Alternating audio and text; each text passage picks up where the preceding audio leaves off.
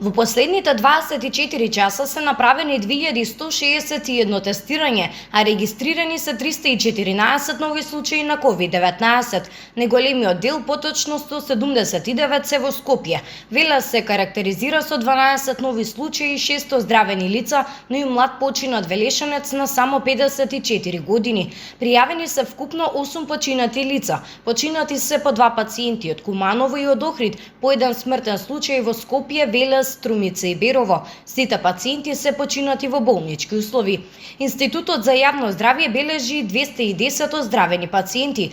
Согласно овие информации, вкупната бројка на ковид диагностицирани лица во нашата земја од почетокот на епидемијата изнесува 94.196.